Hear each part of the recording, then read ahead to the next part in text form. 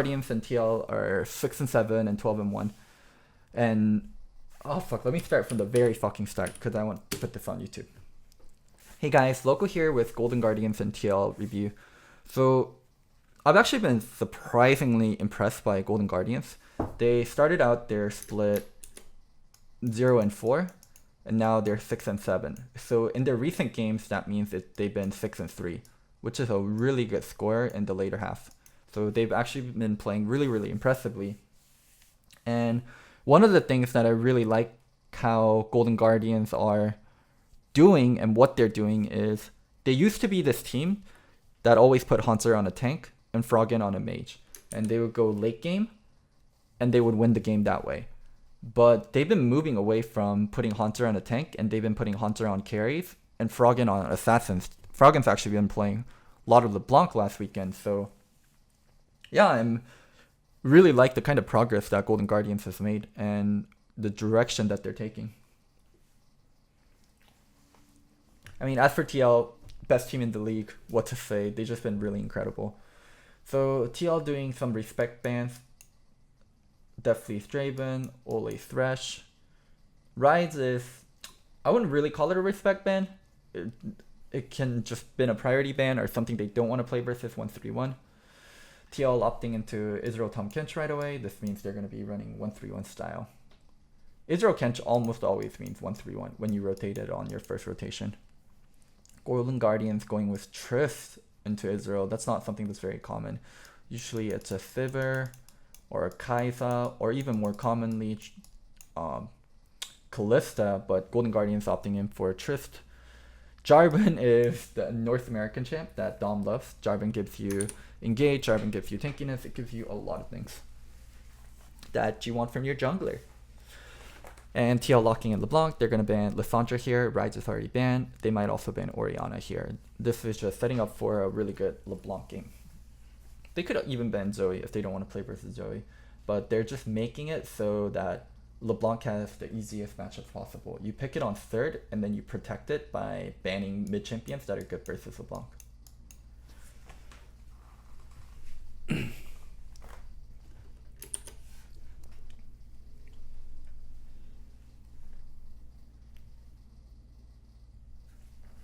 Now let's see what they do. Ooh, opening cannon, okay. So this is definitely a 1-3-1 comp.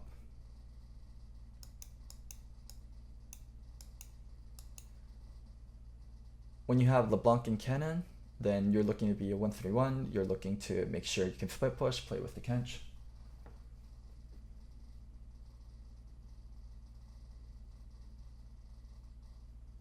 And now let's see what they finish with. Okay. Vlad into Karthus.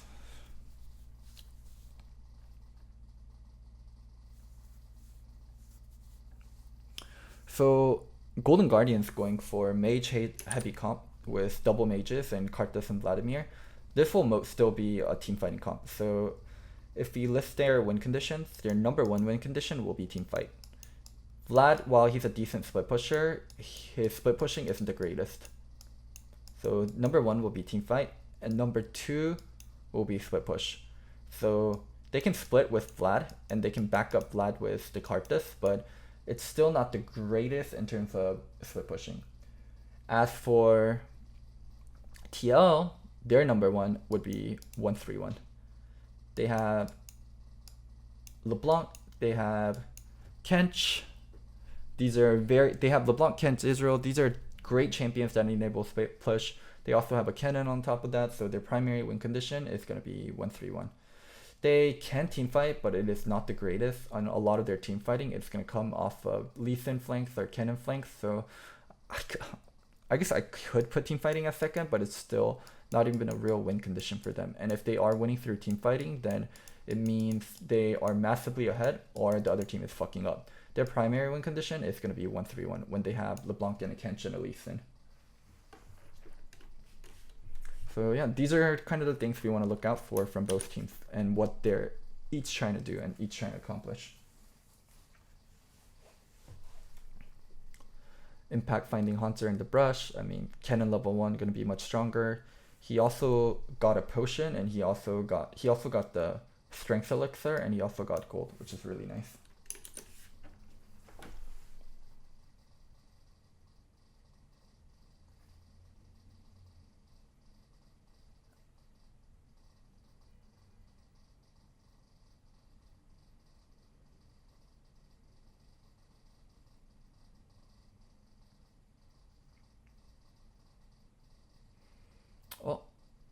Oh my god. Holy shit, Contracts actually beasted Xminty. Wait, what the fuck? How? So he finds Xminty, lands EQ. Xminty smites blue. Not enough for him. Oh, second EQ, he kills him. Jesus Christ, that was actually so beastly.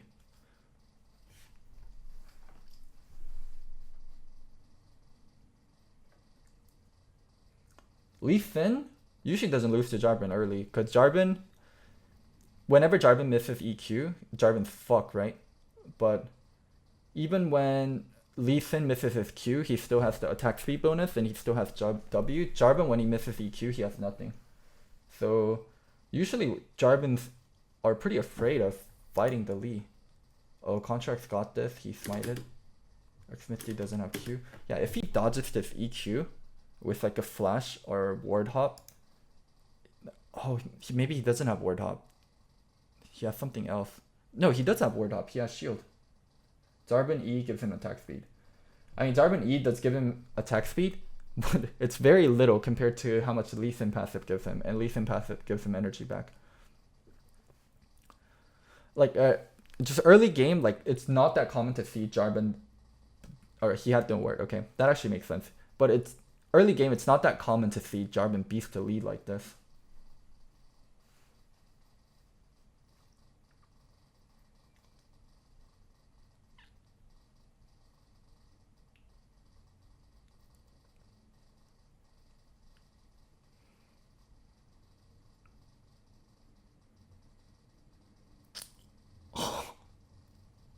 Contract, holy shit. Wow, Golden Guardian's off to a really good start. Troy not blocking Tahm Kench Q. Even if he doesn't block the Tahm Kench, even if he does block the Tahm Kench Q, I do think LeBlanc would have came in and cleaned up, but yeah, he should have blocked the Tahm Kench Q.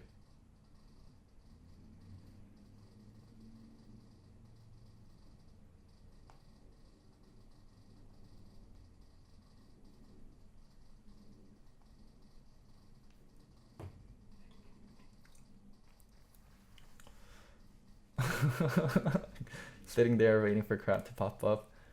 Fucking crap fighter, that's what the game turned into.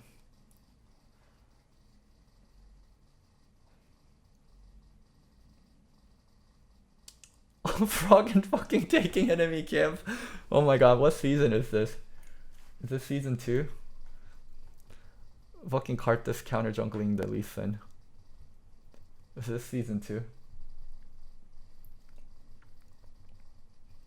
So later on, Golden Guardian's team fighting is actually so strong. Tristana, Zarbin, Vladimir, Karthus. If they can stabilize and get into a team fight phase, Golden Guardians can actually have a serious shot at taking this.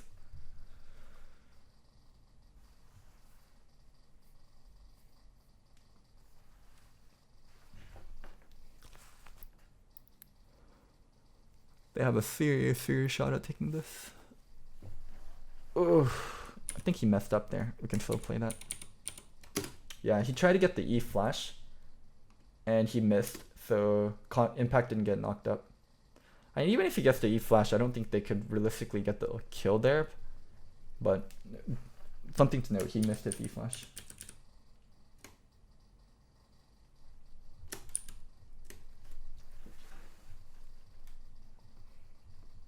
Contracts isn't even the best jungler on the team, or I'm guessing you're referring to Froggen.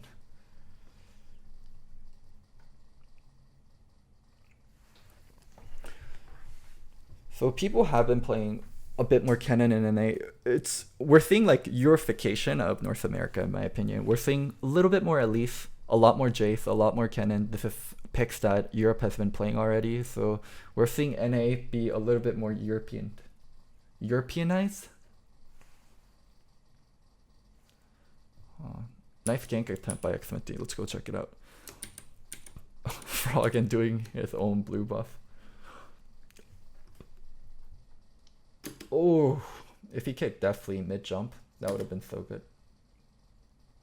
Wow, Core JJ fucked that up.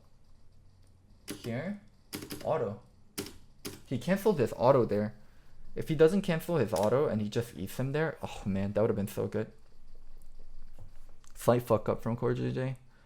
Contracts defending against the LeBlanc realm. No one's low enough for Karthus to ult. I know the result of the game. I watched this one at LCS and I also checked the standings.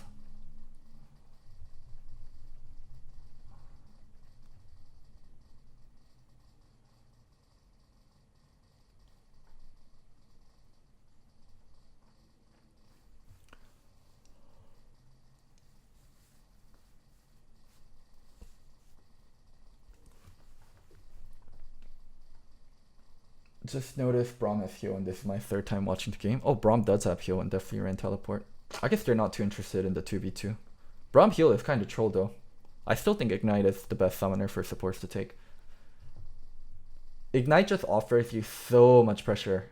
The pressure it offers you is what's important. Why does Ole take every kill? Need the gold. And LeBlanc Lee not being able to pressure Karthus. Oh my god, contracts this overextend. Why are you ganking a LeBlanc as a cart? Like, this is so fucking silly. He's a Jarvan trying to gank a LeBlanc who has his jump up and who still has his flash up. Oh my god. Even if he lands the EQ, what does he get even if he lands the EQ there?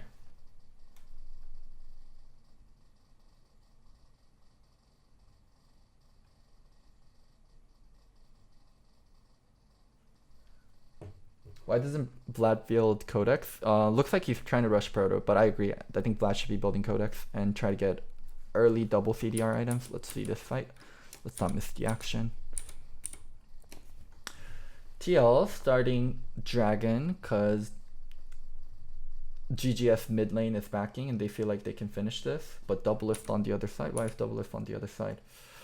If you're gonna do this Dragon, I think you need to push out and make sure Doublelift is there. Doublelift's not moving for this Dragon, it's kind of troll.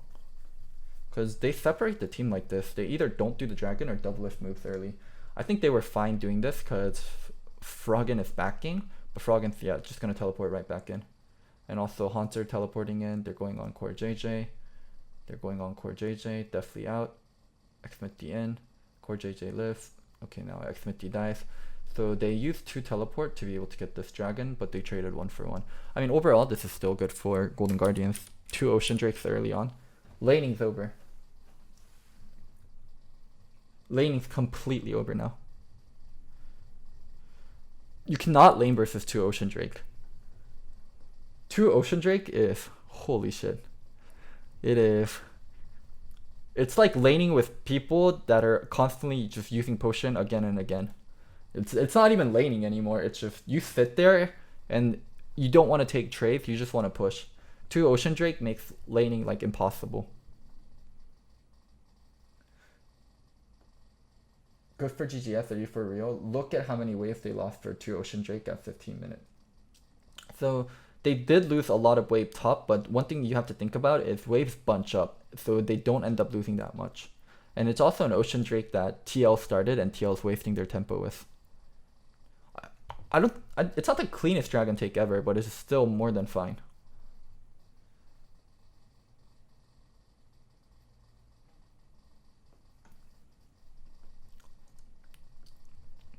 Second Ocean Drake this early in the game.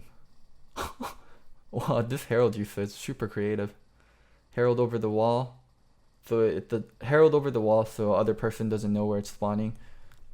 And then the Herald jumps over the wall to get the fucking charge in too. Wow, it got 2 hitbuffs in. Damn, that's actually 200 IQ Herald. And also for Xmitty, he wants to use the Herald right away. One thing that's really bad as Lee Sin is holding onto the Herald. If you hold onto the Herald as lead, then you can't ward hop, and it's really bad to be in that position. Oh, Jensen barely living this. I wonder if they could have squeezed in any more damage anyhow. Is there any way they could have squeezed in damage? Oh, EQ misses. If the EQ hits, that's a kill. EQ flash and Karthus ult. That would have been a kill. That's so sad. Flash R. If you're willing to flash R that, you should have been willing to flash the EQ. The Dark Harvest went on the clone. Huh. I wonder how Dark Harvest chooses the target. The clone ate the Dark Harvest. It goes on the lowest HP, right? and the clone had lower HP, so the clone ate Dark Harvest. Oh, so this is so fucking troll.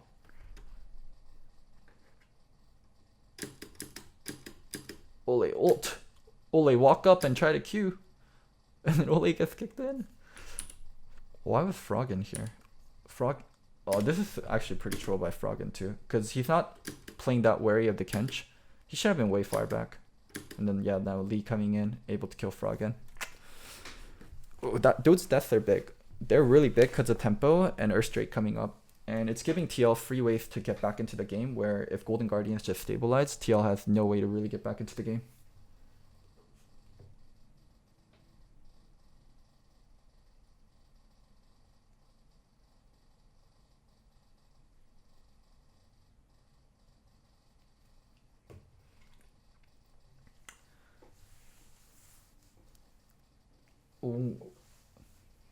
Why even turn on cam if you're gonna give 0 fucks? The only thing you did was put on a shirt. I'm sorry, today's a no makeup cam day. Tomorrow I'll try to have makeup on for you. Sorry, baby.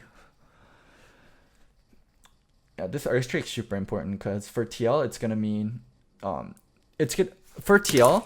Earthstrake not that important other than the pressure on Baron, but for Golden Guardians it's super fucking important because one of TL's primary win condition is split push. So them able to get Baron much quicker and force TL out of the split push is something huge.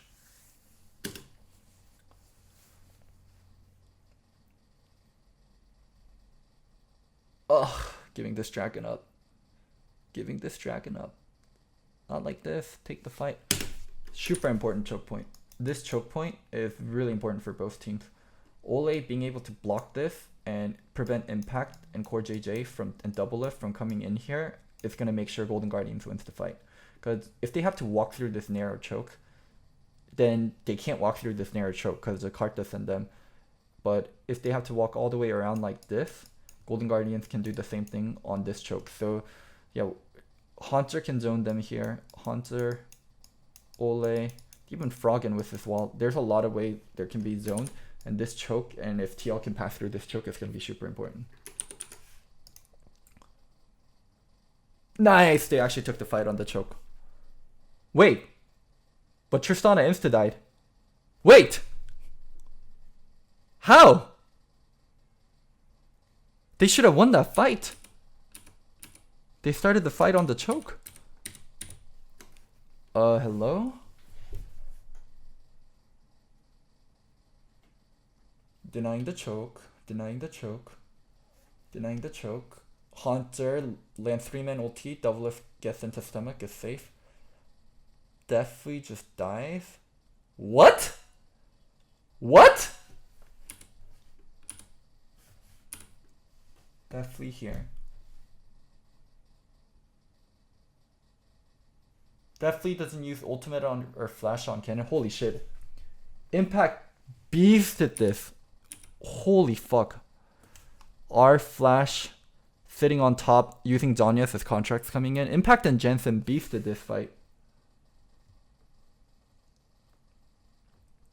You don't force into a choke versus cannon. What if you have a Tristana that can ult away the cannon? What if you have a Tristana that doesn't have to worry about people coming on top of you? What if you have a Vladimir that doesn't care about cannon coming on top of you? What if you have a Karthus that doesn't care about cannon coming on top of you? The choke fight is way worse for TL than it is worse for Golden Guardians. If Golden Guardians, if definitely play that fine, then if definitely play that better, Golden Guardians would have destroyed that fight. But Impact played it like a beast. R flash W Zhonya's. That R flash W Zhonya's. Fucking sick. Does definitely even have time to ult. He needs to precast the ult. He needs to precast the ult or get ready to jump or flash. Well, TL gets the dragon because of that fight. Well played from TL. Golden Guardians not out of it. Their teamfight comp still scaling. The Earthstrike was super important though.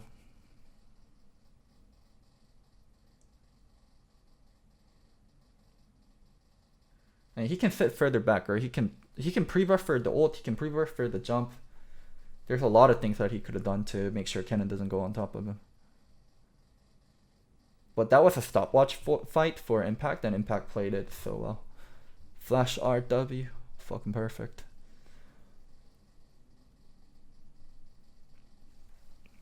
Definitely is good. Stop bullying him. This game performance overall wasn't the greatest from Definitely. I love Definitely. I love Matthew. Just, I'm gonna call it like I see it.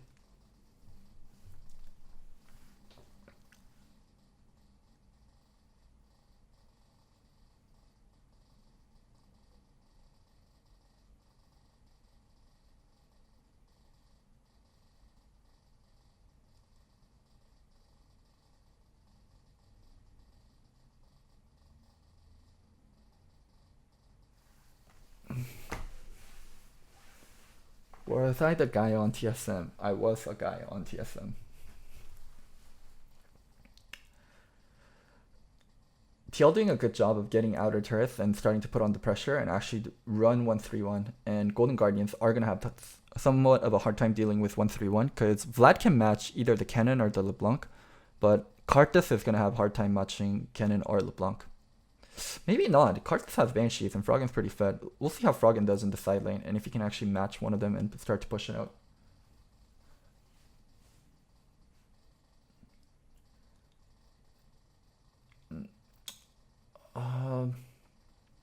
Froggen just backed for Boy Stab, so I don't think he was backing because he was getting pushed off from LeBlanc, but we need to see how Froggen does in a side lane.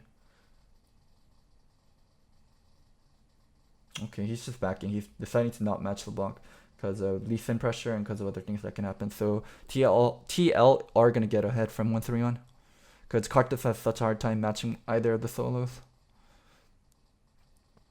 Oof. Okay, this is not a bad fight. Burning flashes. Not a bad fight. Not a bad fight.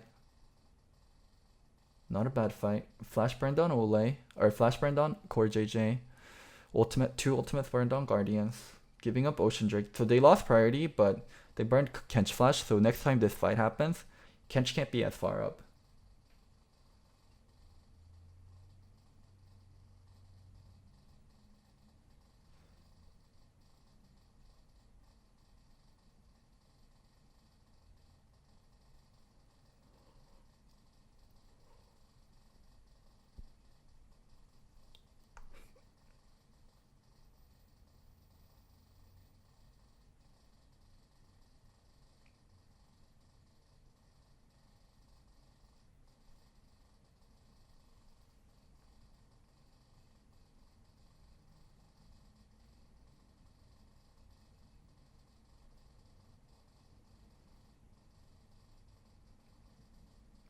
Oh, god damn.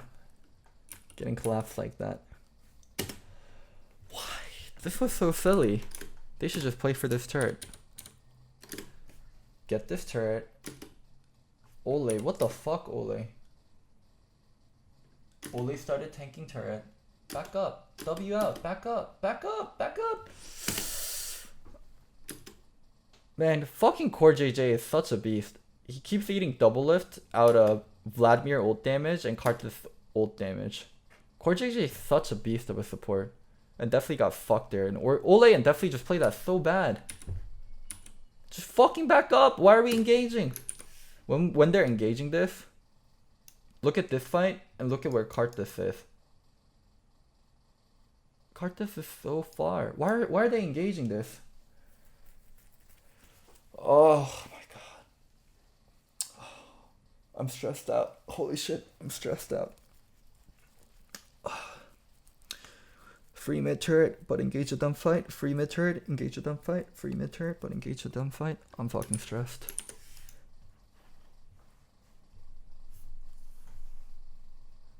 Yeah, Xmenti gets a really nice kick, but they should never be in this position in the first place. They get the free turret and back up. I am not a happy camper.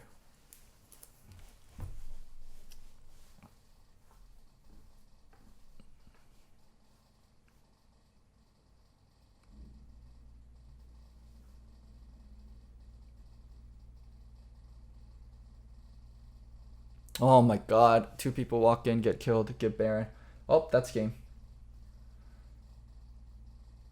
That's fucking game.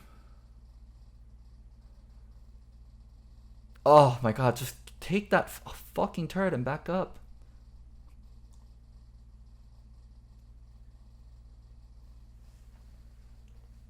You can see how much of a difference a good support makes. Ole versus Core JJ. I think Ole definitely has his flaws, and compared to Core JJ, yes, it's gonna look so much worse. Core JJ is just fucking beast. MVP candidate.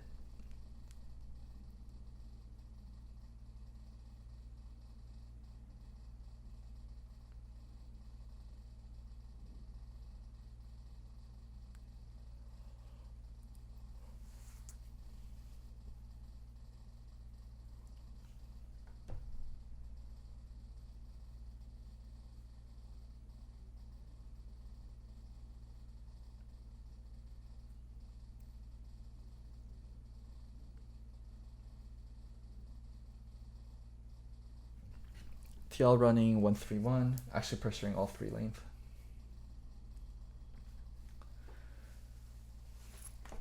GGS was actually in a really good spot. Oh, that one fight. They just kept throwing around mid lane.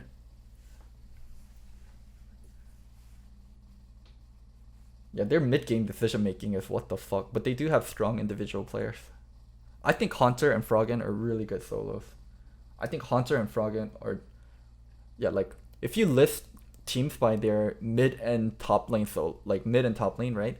So first place would be like TL with Jensen Impact, and then you get like C9 with Niski Licorice, and then after that I don't think you have TSM. I don't think Broken Blade Bjergsen is the 3rd best solo laners. Actually, so it's either is Bjergsen Broken Blade over Froggen Haunter?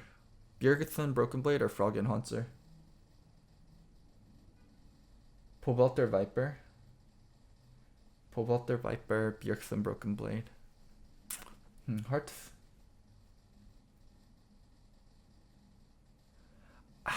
I would actually put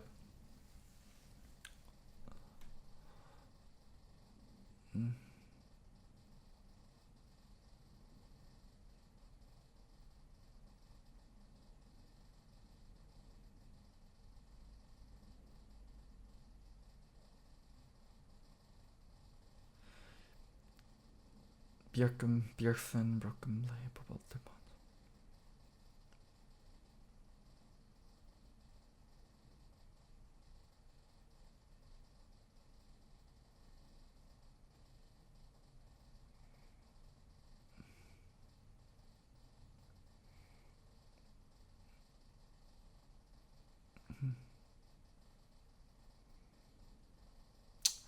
Oh, that's a hard one. Bjergsen Broken Blade, Pobelter Viper, Froggen Haunter. Holy shit. I've been thinking about it for such a long time.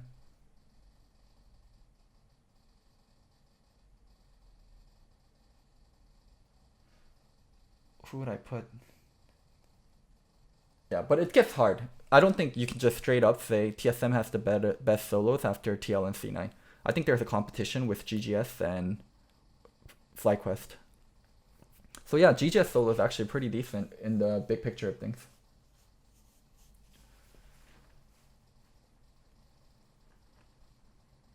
Solo Phoenix are the worst solos. Yikety yikes. Game was over after that mid fight. I don't feel that bad about talking about solos. It was more juicier and a better conversation to have. Damn, GG's TL. Golden Guardians almost could have won this, but that mid-game decision making is not something rare for Golden Guardians. Like, they've been consistently having problems with the mid-game decision making. So yeah, I mean, that is a characteristic of your team, and it's not a one-off if it's something that consistently happens. So until they fix that, I do think it's going to be really hard to challenge teams like TL and C9.